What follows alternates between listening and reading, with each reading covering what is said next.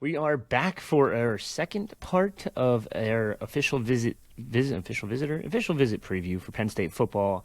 I'm Richie O'Leary. I'm your host of the Penn State 365 podcast, joined by my co-host, HappyValleyInsider.com's very own Dylan Callahan-Crawley. Dylan, we just went over every position group from the offense recently. Now we're going to go over every position group from the defense of which prospects have official visits to Penn State. Let's start with defensive end / edge rusher, new position group at Rivals, if you haven't know that. Interesting group, one commit so far in Daniel Jennings out of West Virginia, and then a couple of other names. I know we have, I believe, one future cast. One future. Or no, we don't even. Do we have a future cast for Terry Wiggins? I don't know if we do. But either way. Let's take a look at this group. Daniel Jennings, Kelshawn Elazer from North Carolina, Luke Wafel from Huntsville, New Jersey, Terry Wiggins, Pennsylvania, Garrett Witherington, Alabama, and Jackson Samuels Ford from Malvern Prep in Pennsylvania. 6 kids there. What do we kind of think's going on with this group, and who does Penn State have a great shot with, or a good shot with? Yeah, so out of this defensive end group, I really like Terry Wiggins is somebody who I think could probably be linebacker or defensive end, could depend how he continues to grow. But like where Penn State sits with him as they continue to push for him, in-state kid who's really risen up a lot of boards, rankings last year or so. So really like where they stand with Wiggins. Jackson Samuels Ford, a guy I believe we have a future cast in for. Still feel like they're in a good spot there. I think they could still be the favorites there, but definitely some other schools have been pushing hard, such as a Michigan, which have made things more interesting. But I think, honestly, the one that I think they've said maybe, I think they were in a really good spot for Wiggins, but Luke Wafel. Correct. I want to say waffle so bad. Yeah. Makes me hungry. Luke Wafel from the Hunt School, brother Owen now on the team. All indications are Penn State's in a really great spot for Wafel right now. Still have to get this one across the finish line. They'll probably also add an official visit from IMG Academy's Jake Kruel down the line here sometime. But going back to Wafel, great spot with him. I think they are probably the leaders for Wafel right now. And he is an elite elite regional talent. Elite talent, across the board. I think we have him as a top 100 prospect, maybe even top 75. Yeah, he's up there. On Rivals.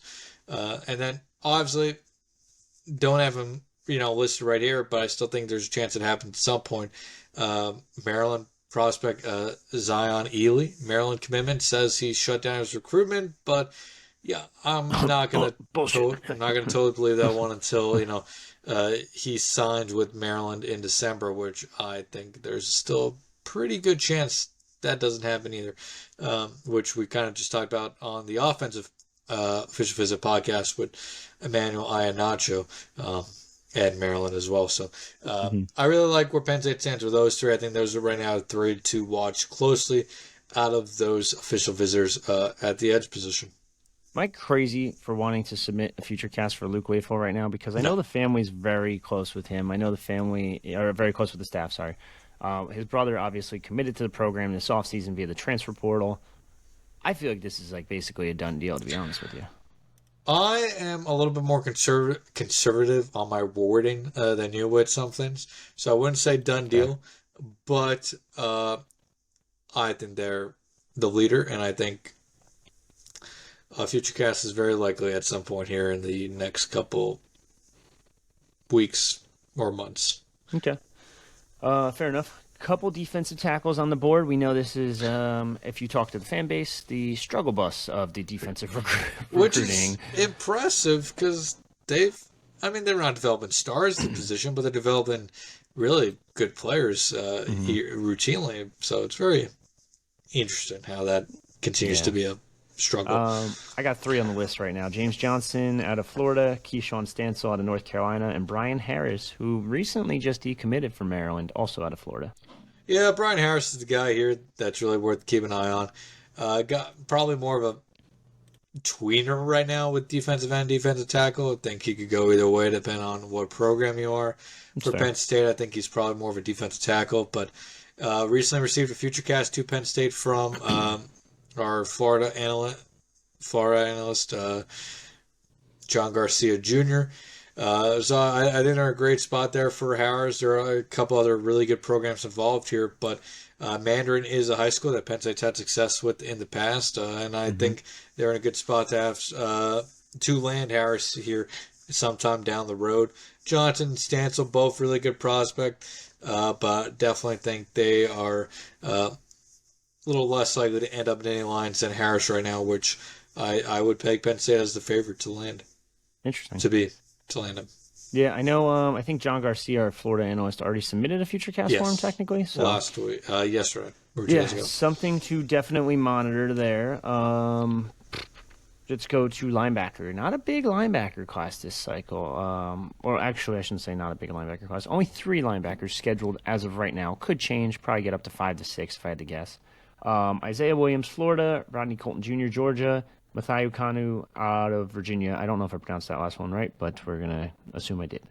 What do you think of this group so far? Really solid group there. Kanu is the guy that I'm going to be watching closest. A guy that I very close to submit a future cast win. I think Penn State is the absolute leader here, and I wouldn't be surprised if he makes a spring visit. Maybe around the blue-white game or in that general vicinity, I think there's a great chance he ends up in Nittany Lions before the official visit season. I'd just be really surprised if this goes any other way. Isaiah Williams, one that got scheduled recently. I think Penn State is either one of maybe the only one or one of 2 northern schools there for his official visit list. So definitely. That stands out to you when you talk about Florida prospects. We'll have to look more into Rodney Colton Jr. as we go on. Reach out to him, just kind of get to know more about his recruitment. As I said in the offensive podcast, with how late this season went, really I've only been able to get into recruiting deeply the last few weeks here. So, and when Penn State offers a ton of kids. It's a lot of kids to go through, a lot of offers to sort through. But official visits to UCLA, SMU, Missouri, Tennessee, Colorado, Florida State. Definitely stands out that he's the only, really northern school there in his recruitment. Previously committed to South Carolina. So definitely stands out there as well. But Kanu is the guy that I am right now keeping a very close eye on. Okay, Isaiah Williams, just go back to him real quick. Florida future cast already in for him. Also going to Georgia, Alabama, Florida State, Colorado, and Penn State are the 2 northern schools. More northern schools? Yeah, I guess. Colorado is northern, but Colorado is also just getting thrown into these because of Deion. So yeah, Deion, NIL, all the basics. The fun part. Deion leaves Colorado, however that may be. Colorado, unless he's there for a while and they become have sustained success, they're just going to go back down to irrelevant. Yeah. Cornerback already got a pretty good one. Julian Peterson, my guy from Jersey. I love the Jersey prospects. If you couldn't tell by now, Julian Peterson, 4-star, top 250 kid, committed. They want to get at least 1, if not 2 more this cycle. Who do we kind of think? We got 5 that are coming to campus this summer. Yeah, so I think the 2 guys that I'm really interested in watching closely at the cornerback position is Cameron Hamill out of Arizona. Not a state that Penn State usually recruits a ton. Now that's because Arizona, while a beautiful state, doesn't produce a ton of talent. There's only a handful of Power 5 kids a year.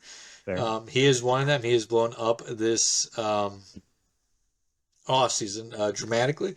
But Penn State, once he offered, became a school that he was really high on and really wanted to get to know more about following that offer, which came in uh, late January, and since then, offers from Michigan, BYU, Washington, Oregon, Iowa, Tennessee, Utah, USC, Missouri, Oklahoma State, UCLA, Alabama. He really has blown up. So, I think Penn State got in a really good time for him, but with how much he's blown up, it's also, can they continue that momentum that they built by getting in on him when they did? They weren't the first school to offer him, not by any means. There was, Michigan State was the first P5 offer, and Cal and Wisconsin, Nebraska, Minnesota all offered before him. Arizona State, A&M, Vandy all offered before him, but they got in a good time. They are one of the best programs that have offered him. What they've done at the position obviously stands out there to him as well. So my question is, how much has that momentum been carried over into February and now maybe by the time this is released, March? If they can continue to carry that, great, but we'll see. That being said, also, early official visit day right now, May 16th. That leaves quite a few weekends after that to take other visits. We talked about with Joey O'Brien briefly. That it's just a long time between an official visit and a potential decision date. A lot can happen in that time. A lot of visits can happen in that time. So that definitely tempers expectations. Yeah, I kind of hate the early official visits. I feel like there's some in April that kids are taking, and I'm like, come on, like, let's set a schedule here and kind of like stick to it. Let's put these guys either from like mid-May to like mid-June, or late June, you can even argue, and just keep it from those 5 weekends or whatever. But I know you can take unlimited official visits now, so I guess you can kind of go wherever you want. You can go midweek if you want. You're on mute, by the way. Yeah, definitely. The unlimited official visits has really thrown everything through, a blender when it comes to the official visit schedule. And just, there are going to be kids who take like 10 official visits this cycle, and it's ridiculous. Yeah, so we'll see what happens. But get those free trips to wherever places. Yeah, honestly, free weekend. Might as well take an official visit to Hawaii if you have an offer. I've always said that growing up. Like, I was like, if I could take one, I'd lock me in. I'll show some interest in Hawaii early on, just to get that official later on. With these unlimiteds, if you have Miami, USC, or UCLA, Hawaii, you might as well take them. Enjoy it. Last but not least, safety. They have one commit in Matt C. Got a Fort Cherry. They're doing pretty well with a couple other kids. Keenan Gebhardt, Joey O'Brien, Kyrie Adams. Kind of where do we kind of feel like they're kind of landing with this group? Yeah, so Gebhardt definitely amongst the leaders, but I think Clemson has made a really strong push since Tom Allen came over of maybe being the top team in that recruitment. So that I think is going to be a Penn State Clemson battle. Ohio State also involved. Can't count out the in-state Buckeyes. Joey O'Brien is I would probably say, number one overall target right now for Penn State. But, Notre Dame involved, Ohio State involved, Georgia involved, Clemson involved. A lot of, high-tier talent. I still think Penn State's in a very good spot for Joey O'Brien. But that official visit right now being in the mid-May is just kind of scary. If you're Penn State, you're going to want to get that moved into June if you can. If not, you're going to have to hold on to your butts for a long time after that OV. Especially with the gauntlet of OVs that he's going to have scheduled to powerhouse programs. That is definitely going to be something to watch with Joey O'Brien. Kari Adams, I think they're, in a competitive, strong spot for as well. And then go back to corner quickly. Jazeel Hart, I think I may have mentioned. Yes. Did we talk about Jazeel? I don't think you mentioned him in the corners, but I think is he a corner safety? I feel like he's just probably a DB. Figure it out later. As a DB, Jazeel Hart, I think Penn State's done a great job with. Definitely a name to watch over the next couple months. These names that we highlight, I wouldn't say are guys I think land necessarily at Penn State, but I think that Penn State, is has done a very good job for. So Hart, Hamill at corner, Gebhardt, O'Brien, Adams at safety. But yeah, they also have, Danny Odom, Caden Hall, Daryl Carey, Jordan Deck, all safeties coming on campus here in the upcoming in June. All right, awesome. So it's a pretty loaded group for defensive recruits coming to campus. I know we got a couple future casts in, a couple potential future casts we've mentioned. This one's a little bit of a shorter episode as compared to the offensive one, just because the offense had so many goddamn names on it. So, yeah, we're gonna have more. We're probably gonna go over official visits another one or two times before they even happen, just because more are going to get added to these official visit lists for Penn State here in the upcoming weeks. But already, almost 30, 40 visits, somewhere in between scheduled. A lot of top talent, a lot of top targets for Penn State already scheduled. So definitely good to get started on these early. Yeah, 100%. So last but not least, now that we've went over all the confirmed official visitors, I want to ask you this. Top 15, top 10, top 5. Where's this class do you think it lands when it's all said and done? You don't have to give me names or anything. Just where do you think it lands in the rankings when let's say December, when they're signing? We're signing, not even signing anymore. They're just enrolling, basically. Somewhere, if I had to make a safe guess, somewhere between number 8 and number 12. Okay, I feel like people would be pretty happy with that, or content. They should be. If they can land a Emmanuel Iheanacho, if everything goes perfectly, like they get Iheanacho, they flip Zion Ely, you get Joey O'Brien, then you're talking top 5 class. Okay, Iheanacho's the big one there. So, but if you don't get Iheanacho or Ely, number 8 to number 12. Okay, that's it's going to be interesting to see how this all plays out. Long way to go, like you mentioned, but they do start actually 2 months from now. So we'll wait and see. We'll also have more on spring unofficial visitors. That's going to be starting up real soon as spring practices are right around the corner. Football just ended. Football's almost back. Makes no sense to me. Yeah, workouts are underway. Yeah. Winter workout winners are being tweeted out every day. I think we have an article from the first one already. What else? Is that really it? That's kind of it, right? Yeah, right now that's really it. It's been a quiet. No, it hasn't. Why am I lying? No, it's been insane. It's been quiet when it comes to Penn State on the field because the long season, usually winter workouts would be well underway. We'd be talking about spring practices starting in the next 2 weeks. Instead, that's all now shifted to late March into late April. And then, you think about it, spring practices start in March, end in April. We get a little bit of a reprieve in May until May 30th. Official visits May through June. July, you got a little bit of a reprieve before media day. Then you get about 2 weeks off, and then it's August, fall camp's here, and football's back. And seeing how this Penn State team's shaping up, it's going to be another long season for the Nittany Lions. Yeah. Usually I feel like when people say that, it's not a good thing. In this case, it's a good thing. It should be a very good thing for this case for Penn State. We'll wait and see what happens. But next couple weeks, stay tuned on our podcast feeds on Apple Podcasts, Spotify, or YouTube. And if you're on YouTube listening to us, watching us right now, hit the subscribe button down below. Helps us grow the pod, helps us get more out to you, and more information to you as well.